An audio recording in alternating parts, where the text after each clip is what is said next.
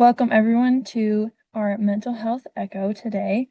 We're very excited to have Deondra Brown speaking to us on protective factors and strengthening families. So just for a little introduction, my name is Tori and I get to facilitate our session today. So I'll be doing our little introduction and then kind of a little transfer between our didactic presenter and our discussion. So I'm going to get started. We are, I'm sure you've noticed, recording today's session. We do this for educational and quality improvement purposes. So by participating in this session, you are consenting to being recorded. And if you do not wish to do so, you can disconnect now. So I'm sure some of you at least have already been to an echo session, and we very much appreciate your participation in past ones, but we just want to welcome everyone who is new and introduce that we are very much wanting to hear from you, wanting to hear your questions and your comments and all of your many ideas. So we would love to have you participate and be engaged with us.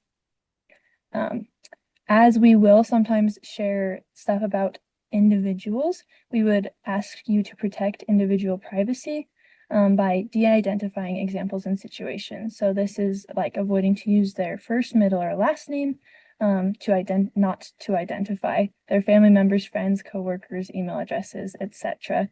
And if you are unsure about whether something's identifying or not identifying for an individual, you can reach out to a hub member. We should all have an asterisk or something in front of our name, or we will soon, seeing as I forgot to put mine in. I'll get on that. And so that's how you can identify us to ask questions about this or anything else. So if you are new to our echo session, we normally have a subject matter expert or didactic presenter, and then we will do a case presentation and feedback, which today will be a discussion. And then we also try to allow for professional networking. So to rename your profile, you can go down to the participants icon on the bottom of your Zoom window. If you click on your profile, it'll allow you to rename your profile in the dialog box. And if you could name your profile with your first and last name, state, job title, and organization, that would be very much appreciated. If you would like to raise your hand, you can also go down to the participants window, and it should have an option at the bottom where you can raise it. And we are trying to hold like maybe bigger questions to the end, but if you have something specific, you can put it in the chat or raise your hand and we will see if we can get to it. These sessions do have an option so you can get credit for attending them. To do so, you will have to complete the survey, which will be sent in the chat by Janelle. She will probably do so throughout, and so if you miss the first one, you can always get another one or click on the link for another one. And so the reason that we do this is we appreciate hearing back from you, what you liked, what you might want to hear more about later, or even suggestions that you have for us to make it more pointed towards something that you want in the future. Canvas is where we store all of our material, whether that's like our videos or the case presentation. We often get a lot of feedback and ideas that will also be stored on Canvas. So if you would like access to that information, you can always reach out to timetoact@aggies.usu, and we will send you the steps and instructions for how you can get involved with that. Case studies. Case studies, while we're not doing one today, they're a very important part of our echo sessions. They're where we can share information about real life situations and then get recommendations and feedback from our colleagues. And so if you have a case or a situation that you're like, oh, I could use some extra support or feedback on this, case presentations are a great place to start and to get that feedback. And to present a case presentation, again, reach out to timetoact@aggies.usu.edu. And we will get you set up and scheduled. And case studies do not have to directly connect with our speaker, although sometimes it works out really well and they do. So don't worry too much about that either. We do have social media, and we would love if you guys would follow us. It's a way that we like to send out updates and information about our upcoming sessions, so it's just a really good way to keep up with us. So we have our Facebook, Instagram, and LinkedIn, and we also have a Facebook group and a group on LinkedIn, I believe, as well. So that information will be shared through the chat. I want to again thank you guys for your presentation, your participation, sorry, in our ECHO sessions. We always love to hear from you and enjoy all of our interactions. And we also want to thank Deondra Brown for presenting to us today. I'm very excited for your presentation. So I'm going to turn the time over to you now. Hey, hello everyone. Can you hear me okay? Good. Thank you. I'm going to share my screen and then we can go ahead and dive in. Okay. So the topic that we're going to discuss today, I feel like is something that can be applicable in so many areas of your work, of your relationships, and in your life in general. So excited to share something I'm very, very passionate about, that has really sort of framed my work with Prevent Child Abuse Utah, which is my employer, and I'm a mom. My husband and I raised a teenage daughter together. And so these are wonderful practical tools that can help you in all areas of your life. So let me go ahead and get us diving in here. So as I mentioned, I'm Deondra Brown. I have the opportunity to be the prevention and policy advocate at Prevent Child Abuse Utah. I challenge you to check out all the many programs that we offer families, both home visiting programs, education, presentations in the schools, and then we also have the Utah Family Strengthening Network, which provides these trainings about protective factors. So I am a child abuse survivor myself, and that's what really makes me especially passionate about this work and the topic that we will discuss today of helping families to thrive and to have healthy communities and strong futures. So the Utah Family Strengthening Network, which I am a part, is a coalition of passionate individuals and organizations across Utah who are specifically dedicated to supporting families by focusing on their strengths. So we are the official Utah chapter of the National Family Support Network, and we partner nationwide to provide protective factors trainings and sort of our next steps trainings after that, which is the standards of quality for family strengthening and support training. And these really are a resource to family serving organizations throughout Utah. So together we work to build strong families and communities by equipping professionals like yourselves and students who are learning and wanting to devote their lives in this direction with evidence-based tools to promote family well-being. So often when we talk about prevention science, professionals share a story to illustrate the concept. And I really like this story. So here's how it goes. Two people are fishing along a riverbank when they notice a child struggling in the current. So as you would hope they do, they jump in and they rescue the child. But soon after, another child appears and then another. And this continues to happen over the course of the day. And they rescue each one throughout the course of that afternoon. So the exhausted pair, they finally decide to go upstream to see what is causing so many children to fall into the water. So they find a village of children playing near a beautiful outlook along the river, but there's no warning signs or barriers to keep them safe. So they report what they discovered to the community leaders, who also agree that they should install guardrails and warning signs to really help protect families. And they also make sure that parents are informed and agree to keep a special eye on their children when they're playing close to the edge. So in this story, it reminds us that prevention means shifting from constantly, as it applies to the story, rescuing kids in crisis to creating those protective environments that really keep children safe in the first place and definitely in the future to come. So it shifts the focus from being reactive to really being proactive in those prevention efforts, which then leads to protecting whole communities rather than just addressing only individual cases. So community interventions like installing those protective barriers and encouraging the parents to supervise their children more closely as it pertains to the story, those are all good and well and important. Those downstream efforts really do help to keep children safe after they face those risks. And it is necessary to make sure those things are in place. But we do know that the most effective tools and the most effective approach is really teaching those children and families how to swim in this case, equipping them with those skills that they need to stay strong, to avoid those risks in general, and to thrive amongst them. So prevention work should not only focus on reducing risks, but also on actively promoting well-being through strategies and programs and skill building that will enhance and enrich families' lives.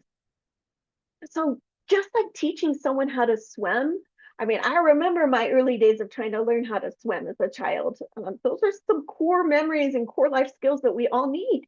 Um, so in relation to that, children need those guided supports to develop important life skills and to build on their strengths. So learning specific skills is essential for growth and really does help children to become confident and capable adults. So when we focus on identifying and nurturing each child's unique strengths, we start to see those qualities grow stronger and shape their very character. So this strength building foundation not only helps them to handle challenges, but also supports their overall well-being and helps to create success in all areas of their lives. So teaching these skills is one of the most effective ways to empower children for the future. So before we go much further, I just want to take a second to make sure that we're clear on the definitions of two key terms. So as you can see, the top box in red, risk factors. So we probably are very familiar with risk factors. We see them in our everyday lives. We know they're there, and specifically for families we may be working with or speaking to, these are those conditions or attributes that increase the likelihood of poor outcomes. And these are things that we tend to focus on in our work with families. You can probably think through, and you can pop in the chat for each other. I won't be able to see them super well, but pop in the chat some of the risk factors that you see, even in your personal life, in your neighbors, in any families that you're working with, things that you know can be barriers that can actually lead to difficult or poor outcomes for families. So we understand those risks sometimes more than we would like to. They're a little bit easier to grasp because we see them in all that we do. But the protective factors, excuse me, on the other hand, are conditions or attributes that reduce or eliminate the impacts of those risks. So we know that when key protective factors are strong in families and in their communities, children and families develop the skills they need to succeed. So you can also pop in the chat some of the things that you have seen that could be protective factors that you know are helping to keep families strong amidst these risk factors that they're going to be experiencing on a daily basis. So these protective factors in some ways buffer families, in a lot of ways actually, buffer families against the risk factors that sometimes we don't have control over, things like poverty or crime. Like protective factors can really influence those effects in families' lives. So as you're kind of contemplating those protective factors that you're already noticing, I'm a very visual learner. So I kind of love this slide, thinking about protective factors as a scale. So on the one side, you have the risk factors that really do add a lot of weight and can lead to such negative outcomes. But on the other side, you have protective factors which add positive weight that helps tip that scale towards success despite all those risks surrounding a family. So effective prevention means both reducing risk and increasing that protection, those protective factors. So research shows that the more protective factors children and family have, the less they are feeling the impacts of those risks. So in fact, the presence of multiple protective factors greatly increases the chances of positive outcomes and reduces that likelihood of problem behaviors in children. So this balance is the foundation of prevention science and guides our work to strengthen families and communities. So before we dive into the specifics of each of the 5 protective factors, it's important to really understand some core foundational principles that guide how we approach this work. So we'll briefly just discuss each of these on the next slide. So we know that families and children, and they thrive better when they're supported by professionals who embrace trauma-informed practices and focus really on healing and resilience. So I'll tell you a bit more about that in a moment. Strong relationships and connections are essential for healthy growth and learning.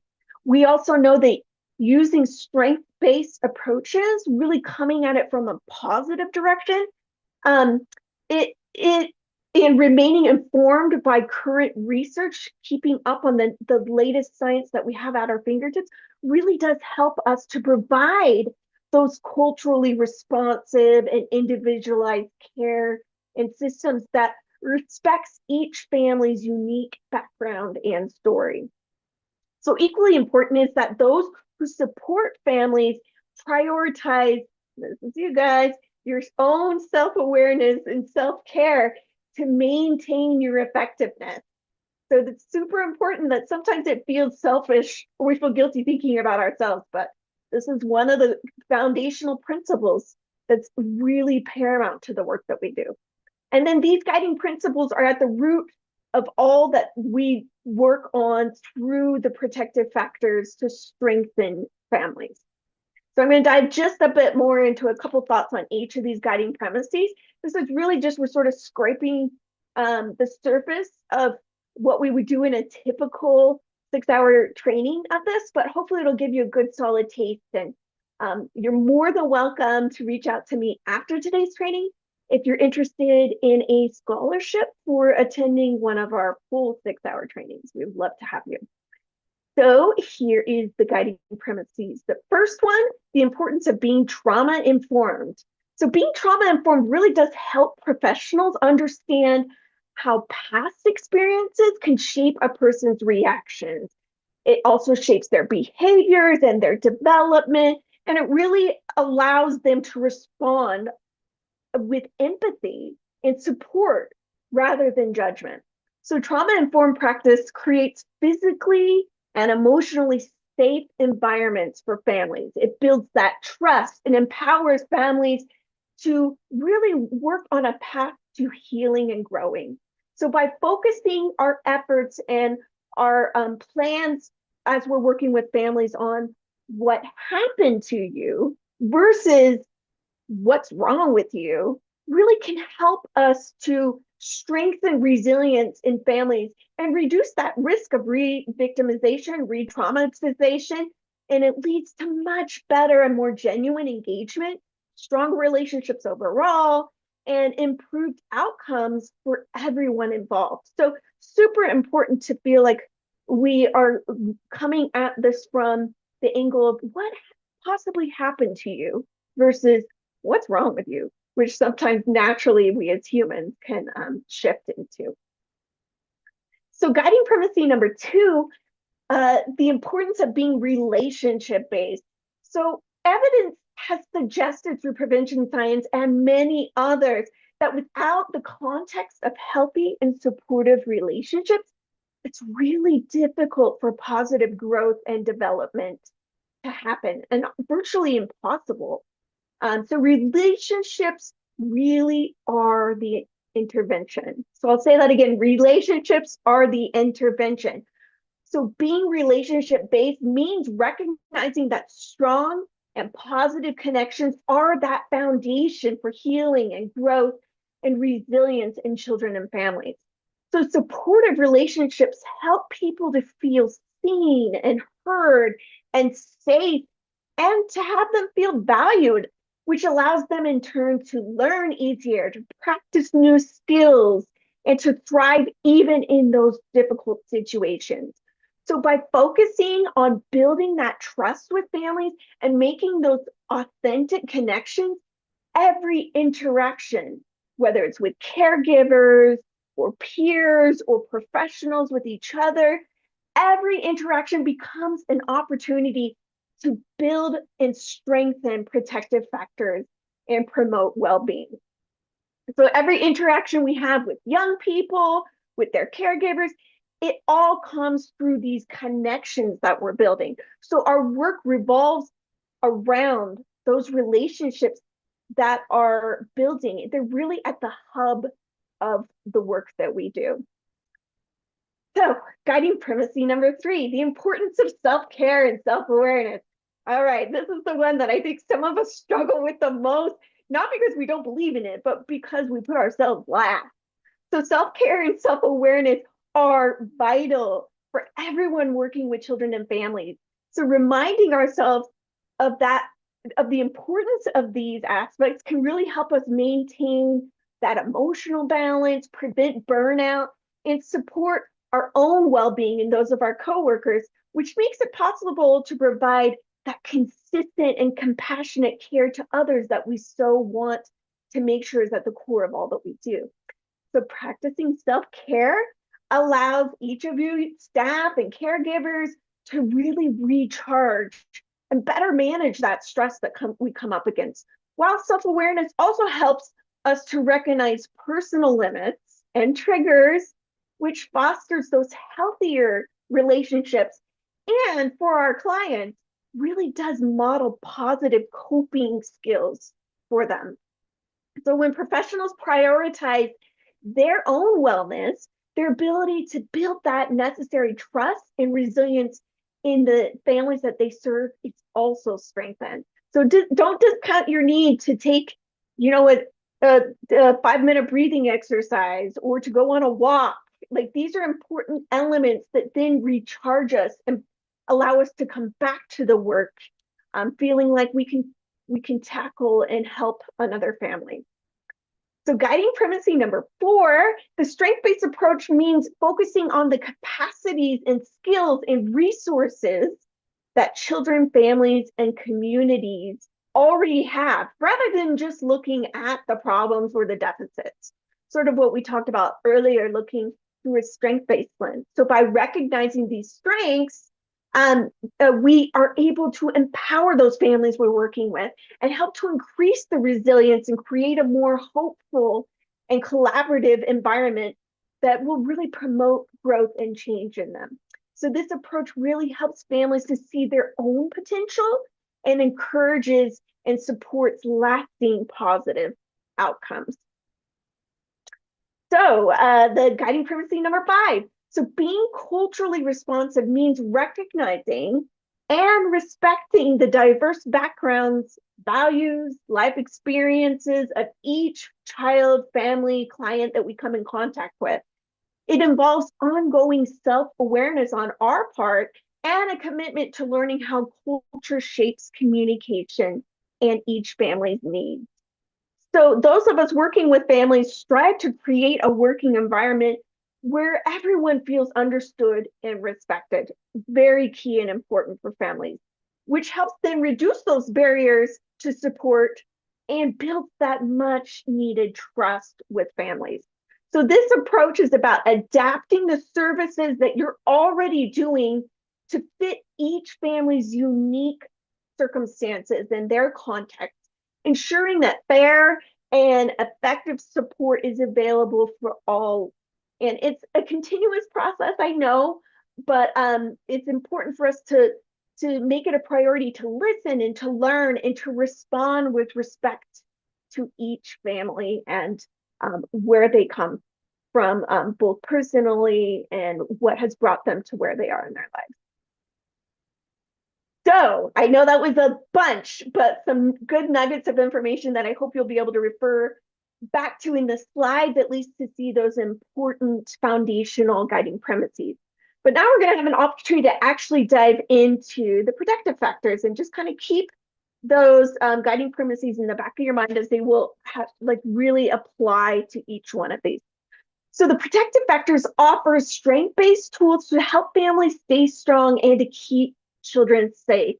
So each protective factor is important on its own, but they also make the most impact when they're implemented together. So reinforcing one of the protective factors oftentimes will help reinforce another. So we're not going to offer you things today and expect you to overhaul all that you're doing in your current practices. These are really small targeted steps that you can implement tomorrow, today, into the work that you're already doing, and you'll see a big impact as you shift the way you focus. So the first one is concrete support. So it means making sure families know where to turn and can get the help that they need when they're facing tough times. So this could be anything from finding food pantries for them, housing, helping them with housing needs or medical care, or any of those kinds of services. You may not directly offer those services, but it's really about having those connections and making those partner connections so that you can offer a warm handoff to families when they need a specific service that you yourself don't offer. So every family needs help sometimes. I mean, we all need help sometimes, whether it's a small problem or a big crisis. So getting the right support can really make a huge difference and help families feel less stressed. But I cannot tell you enough, coming from somebody who was an abuse survivor myself, I cannot tell you how important it is to do warm handoffs where you can. I remember trying to do Google searches to find a good mental health therapist who could help deal with trauma from, child abuse. And I remember thinking, where on earth do I turn? I don't know what. And I just got overwhelmed. But the second I had a trusted friend not just make a recommendation, but actually connect me with a really great mental health therapist, all of a sudden I was like, okay, it's one less thing I have to worry about, and I'm in the right place. So just a reminder that don't just hand out a bunch of flyers, really make those contacts yourself and those relationships yourself so that you can directly put families in contact. Okay, so Maslow's hierarchy of needs pyramid, as you see here, really shows how human needs build from the most basic at the bottom. The food, shelter, safety, those are the most core things that we need. It builds up from there to higher needs like belonging and self-esteem and self-actualization.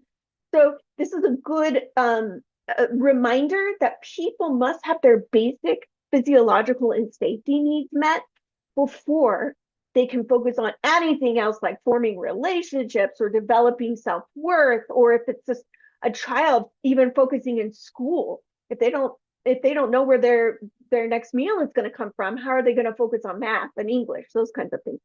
So without feeling safe and cared for, it's really difficult for families to build the confidence and skills that they need to grow and to learn and to thrive and be important members of the community. So brain science confirms that when basic needs are met, if basic needs aren't met, and if safety is lacking, all the energy goes towards sheer survival, leaving very little room for connection, for learning, for creativity, and all those important things. So meeting these foundational needs is core and essential for healthy development and well-being. So why does it matter? And what does it look like? Concrete support. Many cultures and families and personal beliefs make it hard for us to ask for help. I know I've struggled with this. um, because you wonder what it's going to say, what people are going to think. And but these beliefs really do shape how we ask or how we respond when people approach us. And it sometimes can cause hesitancy or resistance in us to accept help because we worry about some of these things that are listed on the slide. So asking for help requires vulnerability. It means possible rejection or feeling like we're weak and all these kinds of things that can stand in the way of us asking for or accepting help. But it actually takes a lot of courage and shows strength when we ask for help because we're recognizing that we need that help, and reaching out is a brave and a wise act that supports growth and connection. But it's sometimes hard to see in the moment, as we all know. So what does it look like? You see on here basic needs, feeling safe and connected, advocating for yourself so that you feel that confidence to be able to share what you need, seeking and receiving help, and knowing what services are available and how to access them. These are just a few brief examples of what this can look like, but really reinforcing to families that seeking help is a strength and not a weakness. So that's our first protective factor. As I said, we're going to sort of have to get through these more quickly. We could spend probably hours talking about concrete supports on its own. But here's a little nugget to get you thinking about how you can strengthen those resources that you provide families. Number 2, knowledge of child development. So it means really understanding how kids grow and using positive strategies to help them thrive.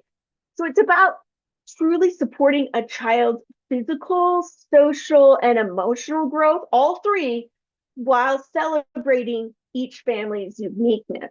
So this foundation helps parents respond appropriately to their child's needs at every stage, which then in turn fosters confidence and reduces family stress overall. So many of you probably know, and we could once again go into in depth about brain science, but a child's brain develops uniquely in response to their environment. So the brain literally wires and rewires itself based on the experiences that a child has, which shape how they interpret and respond to the world around them. So this means that every child's brain is going to be different.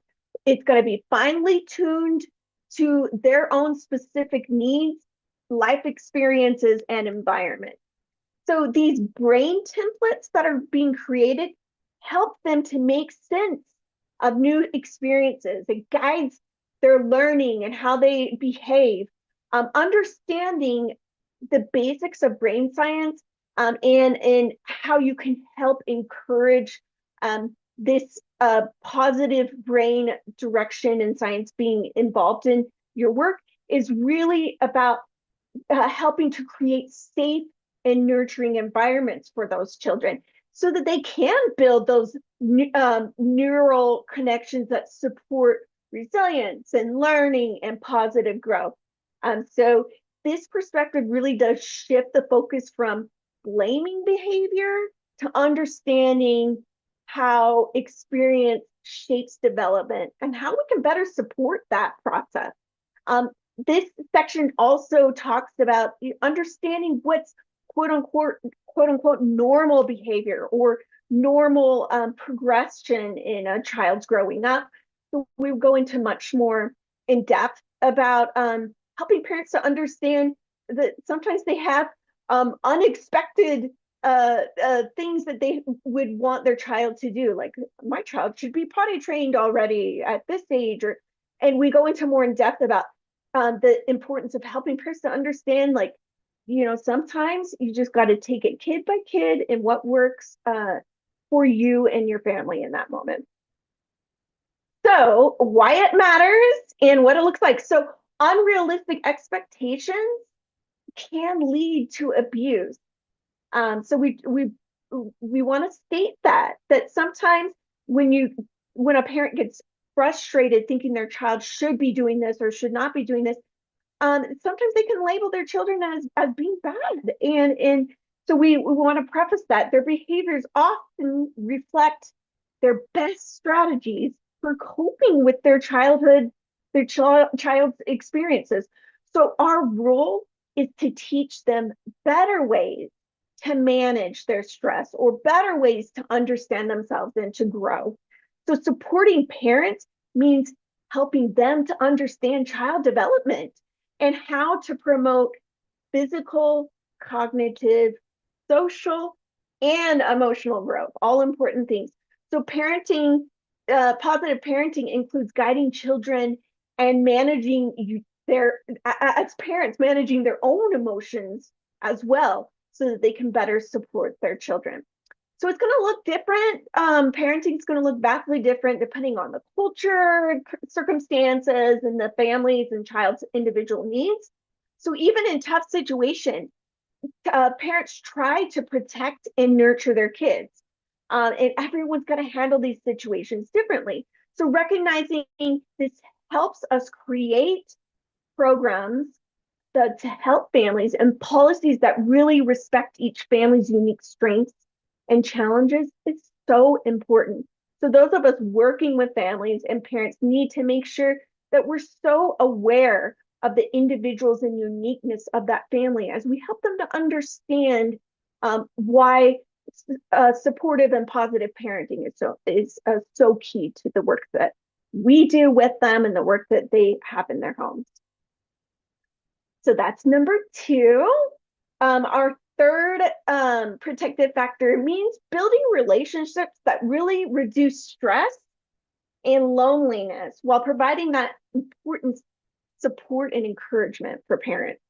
So these connections really boost both mental and physical health by creating a sense of belonging and helping us cope with life's challenges. So the interesting thing about the protective factors is you can look at each of them in how you work with families and children, but you can also reflect on yourself. And so every time I talk about the protective factors, I can't help but think, oh, I need to make sure that my social and emotional connections are where they should be. Am I doing enough to promote that in my own life too? Because then it makes me better equipped and healthier overall to continue helping others. So, how are these relationship skills learned? They're learned primarily, as you can guess, through interactions with others from a very young age. So, children start to develop these skills by observing and practicing what they see: the communication, empathy, cooperation, emotional regulation of all the adults and families and caregivers in their lives. So, these early lessons really teach them how to listen actively or not, understand others' feelings or not, and respond with kindness and patience. So it shows you we want to really have a positive role model ourselves of these things so the kids pick up on it early. So over time, more complex skills like resolving conflicts or being assertive or working in a team environment, those kinds of things are going to develop ongoing through their school and through their community settings. But strong social connections that really are a core of a family's home environment provide that safe environment that children need for practicing and reinforcing these essential life skills. So understanding that relationship skills grow through those experiences really helps us better support children and their caregivers and adults as they build healthier, more meaningful connections throughout their lives.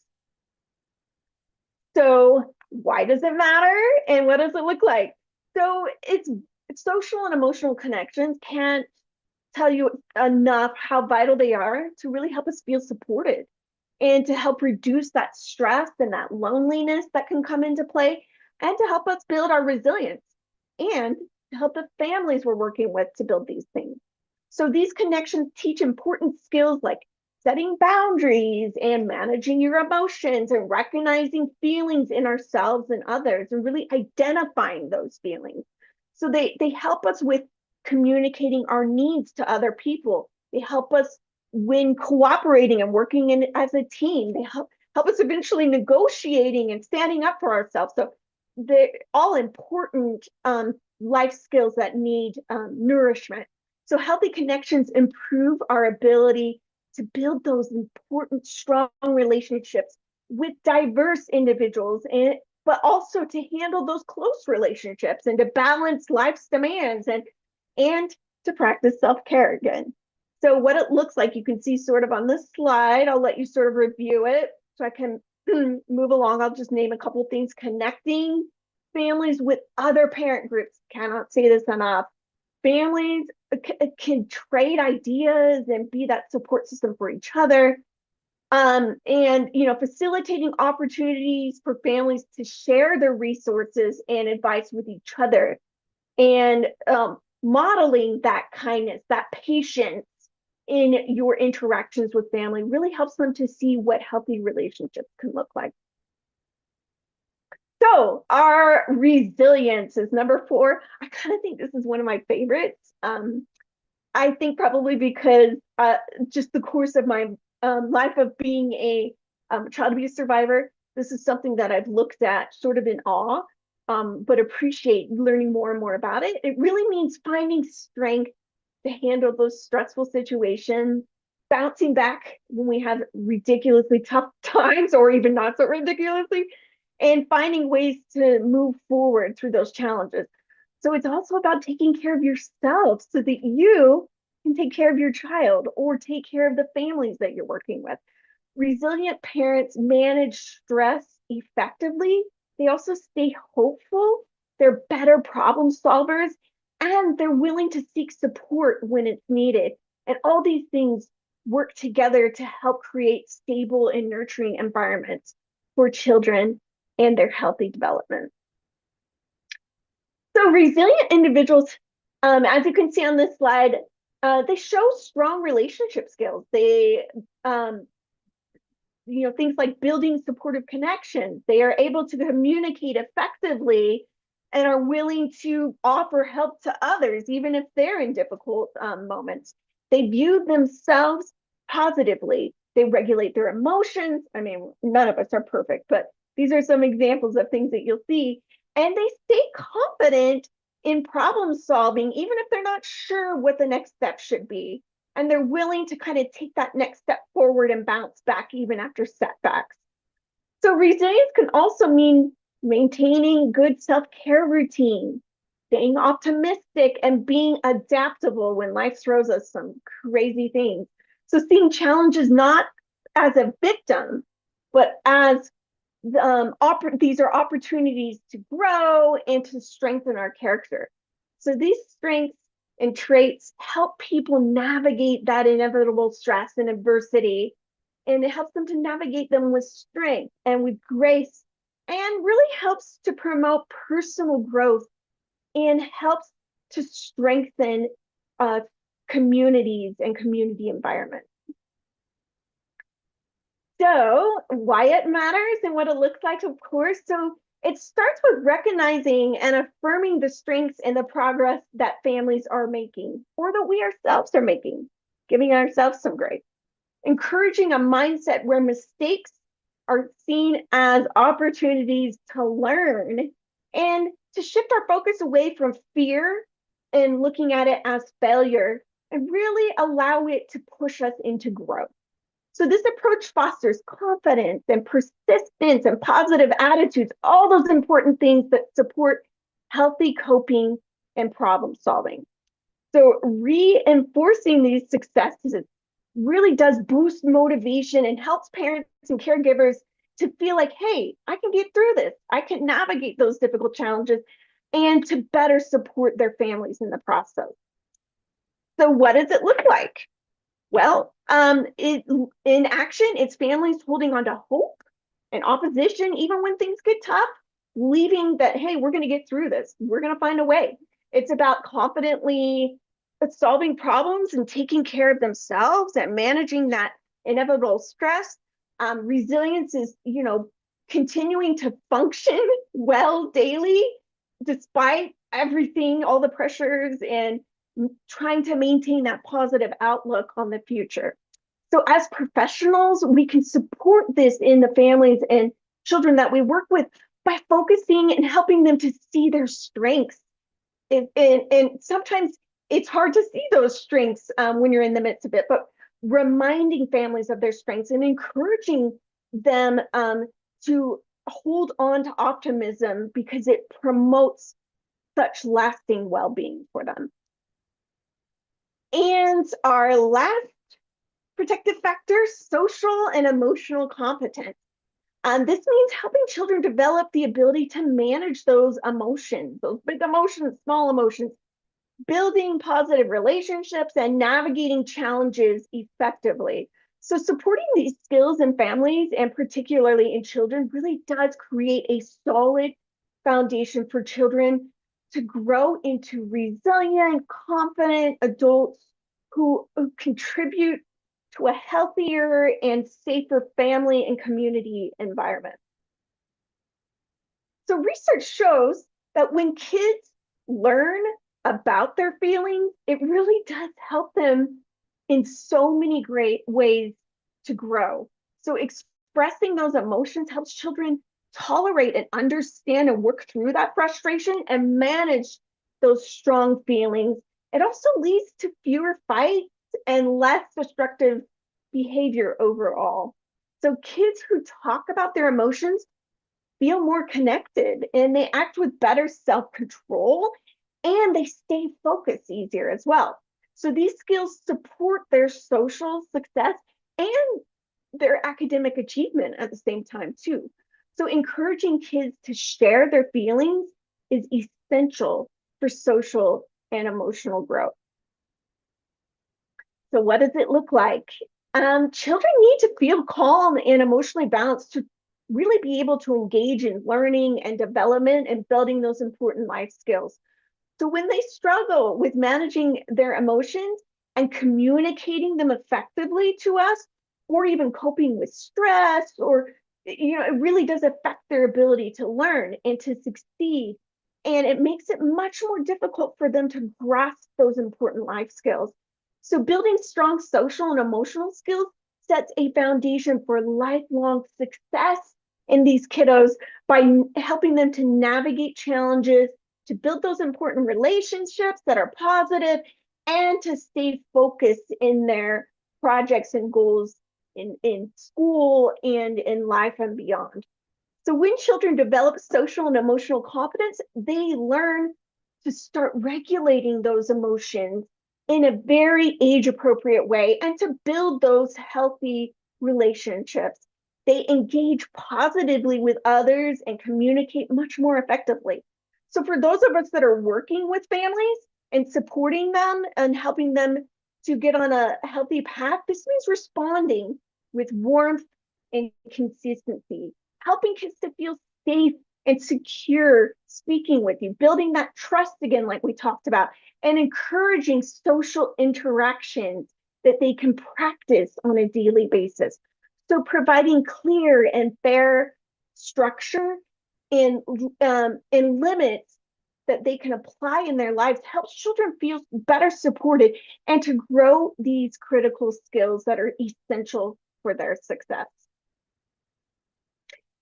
So as we wrap up here, and I know I'll have some time for questions in just a moment, this is a graphic that the Utah Family Strengthening Network has used that we specifically have geared towards children and families.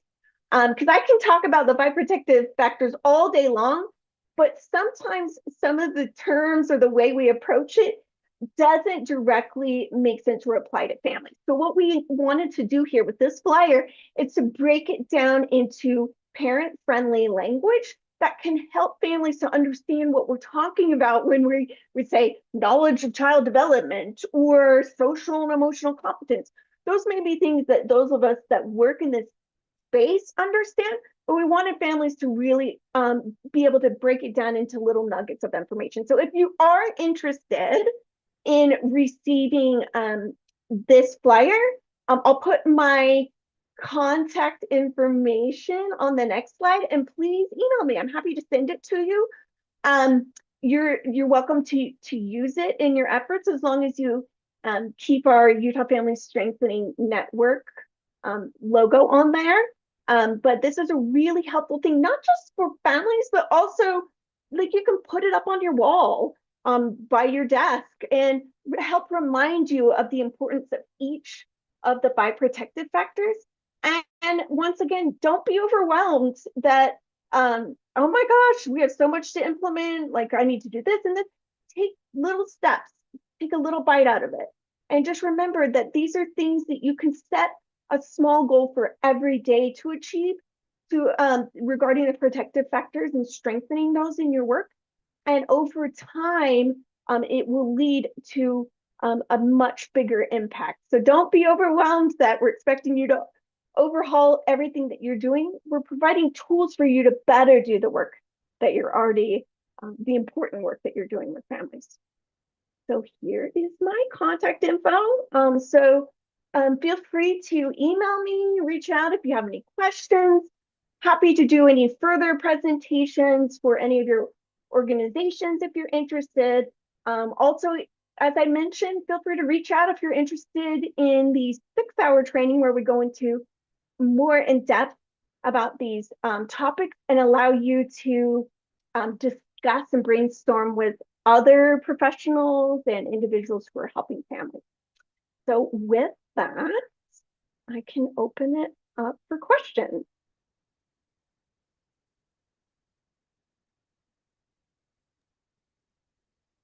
Tori, you can let me know if any have come in the chat, or if people want to just raise their hand, you can ask in person as well. Oh, I see a couple familiar faces. Hi, Stephanie Anderson. Stephanie Anderson is from Help Me Grow Utah, and she has done amazing work with her staff, taking these protective factors trainings and the follow-up standards of quality for family strengthening and support. So an amazing supportive partner and friend. She is. And Tori, I couldn't hear you, so I don't know if you tried talking and your mute wasn't working. No, I did Okay, not. there you go. I was gonna ask you, Janelle. I was like, I haven't seen any questions in the chat, but I don't know if any came through and they slipped by notice. I know it was a lot of information I was throwing at you. No, a lot of really good information. I enjoyed Oh, it good. thoroughly. Good. If nobody else has a question, I actually do. Sure. So like with this work, I don't know if you've like what piece of this that you play in it or like you've gotten to play, but how do you normally approach like the beginning conversation with like a parent or a family member to kind of introduce like these protective factors so it feels like a way to booster and like strengthen them rather than like a, oh, you're doing something maybe a little bit less right than we could be. Does that make sense? Yeah, I'm wondering, Stephanie, if you would be willing to share any of the experiences of your staff as they've continued to implement and strengthen the protective factors in the families they work with. Yeah, thank you. And Deondra is a dear friend. It's just so glad that I get to listen to her today. So as we've been doing this, the one thing that we say that you make small but significant changes. Sorry, I really messed that up. So let me say it again, small but significant. And the one thing that we really do is we try to have that relationship with the family. And then we point out things that they're doing well. And then we ask them, where do you want to improve? What do you think your improvements could be? And most of the time they're going to hit where you see it too. But if they don't, then we're going to take their suggestion and say, okay, what can we do? And so it takes a lot of time. And so unless it's where a child is being abused or neglected, we make suggestions. And the one thing that most of the research has found is then if you can put those families in places where whatever you feel like the change needs to be made. So like at a parents meeting or someplace else where they're seeing that action done, what you feel like would be more helpful. That's what we would suggest. And then also really, which is hard for me, this patient's part, but to recognize culture and that sometimes this is cultural based, and so you might just start with stories and ask about their family dynamics and things like that. So I hope that's helpful. No, that's really helpful. Thank you. Thank you. Thanks, Stephanie. Elizabeth, did you have a question? I saw you raise your hand, but if that's changed. I didn't have a question, but I was having problems. I having an eye surgery on Monday and it's been hurting me, the light. When I was trying to listen, the Zoom was taking me out of the presentation, but I could listen to her. Then I was able to manage to get onto the chat. Maybe that's why somebody's having the same problem I'm having and no questions on the chat.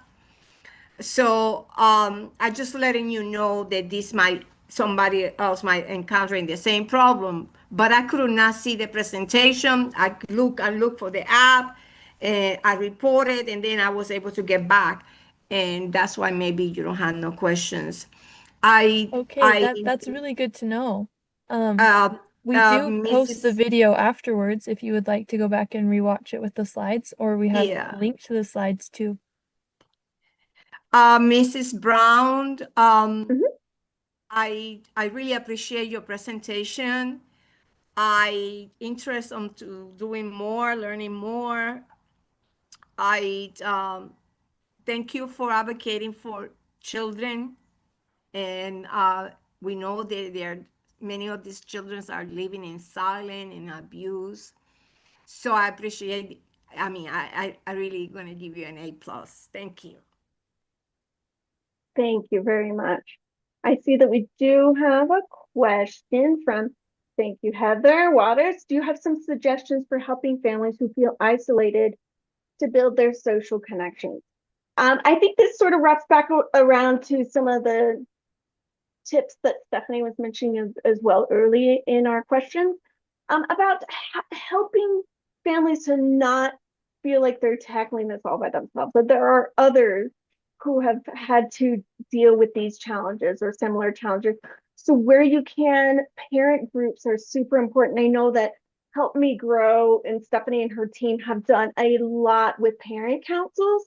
And I know that that not only allows families to connect with others who may have similar things that they're dealing with, but it also helps them to come to organizations with suggestions on how we can improve, what we can do better to support them and make sure that they are connected to other parents and individuals, to their communities, and to make sure that they feel that they're not isolated and alone.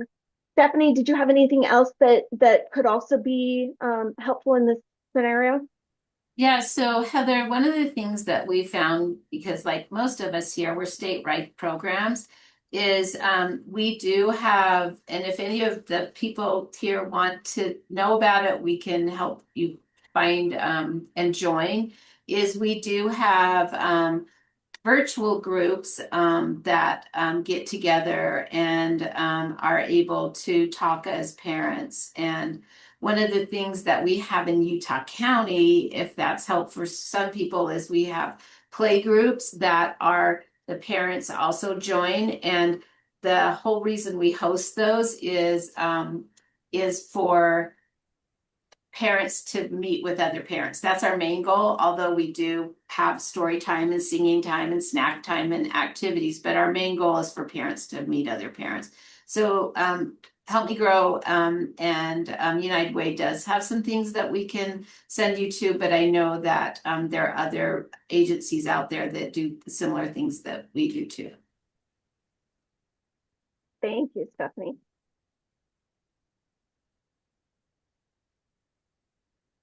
Anything else? Let me put I know it's probably, you saw my contact info on the screen, but let me pop it in the chat for you. Happy to hear your questions and appreciate your engagement. These are such important things that we're talking about. And sometimes when we talk about the predictive factors, it's like, oh, that seems like sort of obvious. Like, why didn't I put that together before? Like social connections or whatever. Like we all know what that is, right? But reinforcing the importance of taking steps to improve that is really key to moving families in the work forward. So happy to have been here with you today and hope that we Deondra, can continue these important questions. Yes, we have another question in the chat. I'm sorry to interrupt you. no, you're perfect. Would you like me to read it or Oh, I got it right here. Do you find that collaborating with other organizations supports teaching families or helping families to strengthen their protective factors? In short, yes. And I think having trainings like this today with various organizations helps everyone to have the same language, to understand what the protective factors are, to understand these 5 important tools that we call under the umbrella of the protective factors. And I think that the more that we can collaborate with each other, bring more organizations into this language, it really does help us to have more wraparound services and care for families. Can you imagine if we had the protective factors at all levels of government, in all of our community programs, that we would all be able to have a similar understanding and come at these challenges from a strength-based perspective. So that's what we hope to continue to move the work forward here in the state of Utah with the Utah Family Strengthening Network, to really help everyone to better understand that we can make much more progress when we talk about strengthening families and working at things from that lens versus just focusing on the problems. And I see, oh, yeah, a couple things. Emily says, when I was working at a family resource center, we used to host parent cafes. Yes. And used to host monthly family engagement events to help families build their social connections. Absolutely, Emily. I would suggest maybe Tori, we can show some of our organizations in a follow-up email who are represented here today. And I would love to continue a dialogue where we are able to share resources with each other. What are the family resource centers doing? What are It's Help Me Grow doing? How can we better connect ourselves with those resources that will better support families? And also wanted to mention that the Utah Family Strengthening Network, we host quarterly lunch and learns where we go just over the lunch hour, 12 to 1 p.m. Quarterly on different days. We just talk about the importance of different aspects of the protective factors of strengthening families. Our last one that we hosted in the summer was really 3 ideas that activities that families can do together. And we brought in one of our partners from Davis County. So practical things that can help you, that can help families be able to better navigate the things on their plate and have better support. So happy to have had these discussions with you today and hope we can continue them. I really like that idea a lot. And Deondra, if you want to ever just send me that information, I can share it out to all of our network participants. Perfect. I would love that. I will make sure and do that. When we send out those announcements for the lunch and learns, I'll make sure that they're headed your way so you can share. Okay, Thanks, great. If there are no more questions, which there's still time for a couple if somebody has something that they want to ask, and we can thank Deondra for her amazing presentation. I know I learned a lot and I really enjoyed it. But then we can also get started in our discussion. So I'm going to leave a second for anyone to pop something in. Thanks, everyone. I see the comments coming through. I'm gonna have to, let's see, I gotta find my react button. Hold on, so I can show you all how appreciative I am. It's looking and sounding like we do not have more questions right now. So thank you, Deondra. For our breakout groups, I believe we're going to do 4. So we have a different question per each. In our first group, we're going to have Heather M. and Leo as our hub members, and they're going to talk about how they've seen like protective factors and its framework applied in work with families. Then we're going to have in our second breakout group, Heather W. and Susan, and they're going to talk about what are some barriers families in your community face in building protective factors. Next, we're going to have JC and myself as hub members talking about how we can better tailor protective factors training to meet the needs of diverse families. Lastly, we're going to have Stephanie and Kurt discuss how your role helps to reduce barriers for family in building protective factors. And so, Janelle, whenever you're ready, we can start those breakout rooms. Back, everybody. I hope you guys had as good of discussions as we had in our group. Since we are running so low on time, I don't know that we're going to talk about that information, but we will share all of those suggestions and the things that we talked about on Canvas. So again, another little plug to reach out to Time to Act at USU, at Aggies, sorry, at aggies.usu.edu, and we can help you get to Canvas if you would like. So thank you all for coming. Thanks again to Deondra for her presentation. I know that we really enjoyed it in our discussion group. And if you could take that survey that Janelle has been sending out, we would love to have your feedback. And then just as a reminder, our next session will be on October 15th, I believe. Is that correct, Janelle? Okay, good. I had it pulled up for a second. There it is. Matt Yes. Wapped will be talking to us about male masculinity and mental health. So it's a fantastic topic, even for an early childhood provider, to hear about how dads react to some of the family situations, and just understanding that perspective is wonderful. Thank you, Janelle. Thank you very much for the session. I thought it was excellent presentation, and the people in the group were superb in offering very challenging times, challenging situations in our challenging times. Thank you. Jeff, you have a raised hand. I just wanted to say, Janelle, that's perfect timing because a lot of our group was talking about father issues and fathers as part of diversity.